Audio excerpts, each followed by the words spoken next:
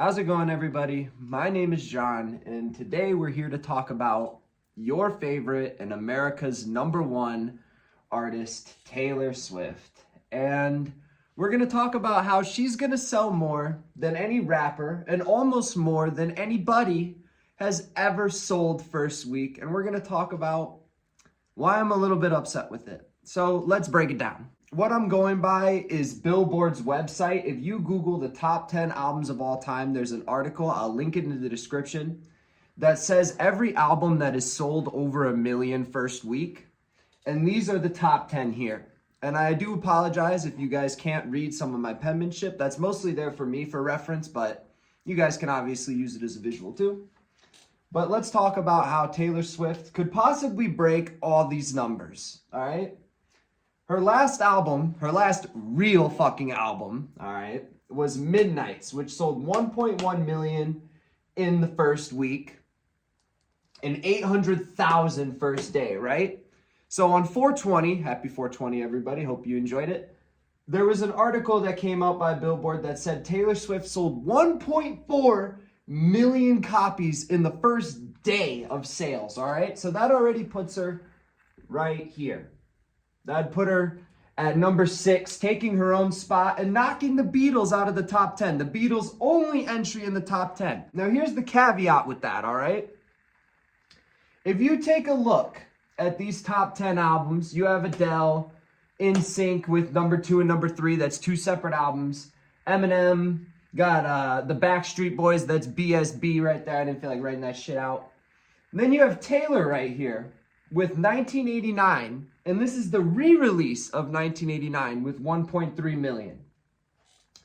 This album, also in the top 10, is 1989, the original.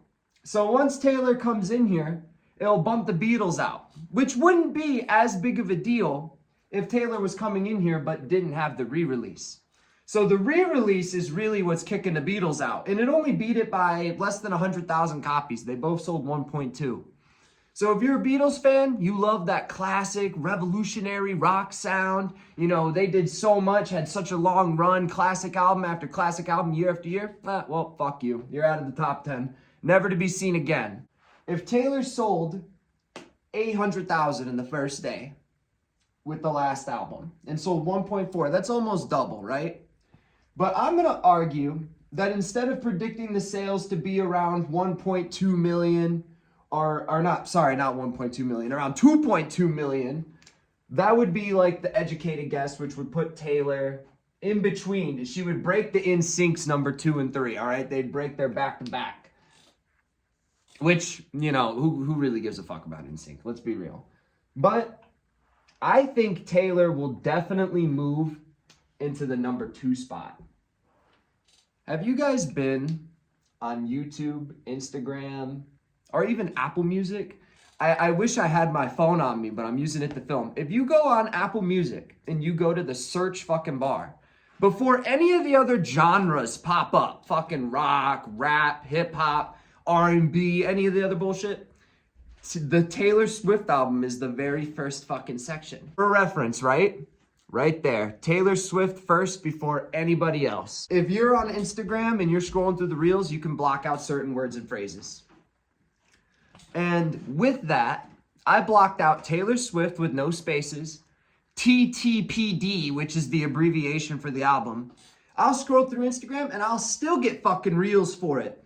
YouTube, when you first go on YouTube, there's a banner that pops up on your fucking home screen, not the trending page, but your home screen, where you're supposed to be only your subscriptions really, and maybe a couple recommended.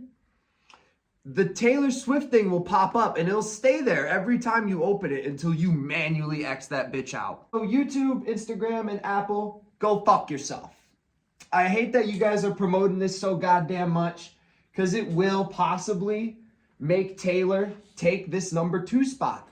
So, to recap, why in the thumbnail do I have Taylor over all of your favorite rappers? Taylor, with the re-release, not even accounting this new album, sold 1.3 million, right? So that's more than any Drake albums ever sold in the first week, any Kanye albums ever sold in the first week, any Kendrick albums sold in the first week. Matter of fact, if you add all of Kendrick's first week sales together, who's one of the most critically acclaimed artists, you know, he has Grammys, he won the Pulitzer a couple years ago for Damn. You combine all of his first week sales, I don't think it equals 1.3.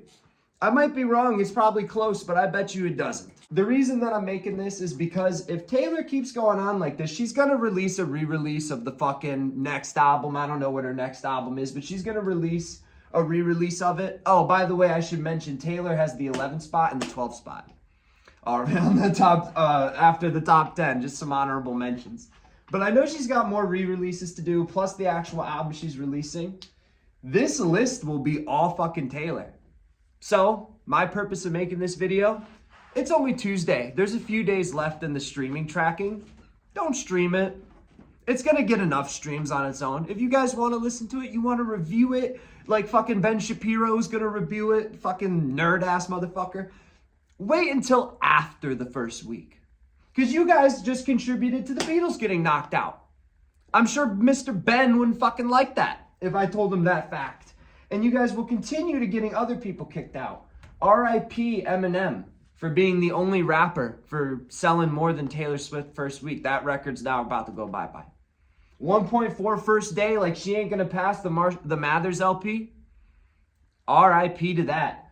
Eminem bumped down to, you're gonna be bumped out of the top 5 soon. Backstreet Boys bumped out of the top 5. Just shit on everyone's legacy. And it's partially with the re-releases. That's what really gets me. It wouldn't be that bad if they were manual albums. People shit on Drake, who pumps out an album every single year, right? But yet, Taylor gets a pass. And she's just re-releasing records.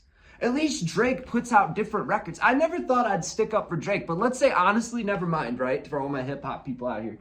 Honestly, Nevermind was terrible. Had some long-ass shit, looked like it had no effort. What do you think took more effort? Drake to release Honestly Nevermind or Taylor's re-release?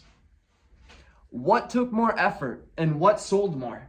All right? At least when Drake doesn't try, it represents in his sales. Honestly Nevermind was like his lowest selling of the past 15 years. That doesn't work like that for Taylor. She sells more and more. Tell me why the re-release sold more than the original. And for all the people, if I have any Swifties in the comments saying, oh, you know, Taylor just needs to make money. Her manager stole her money. Google that bitch's net worth. She's a billionaire. She don't need no goddamn money. She don't need no fucking money. So I don't want to hear that argument. And then I'm going to get the opposing people being like, oh, you're thinking way too much into this. You wrote this fucking board out. Shut the fuck up. But I hope you all enjoyed. Don't stream the album for the last few days. And I will see you all in the next one. Peace out.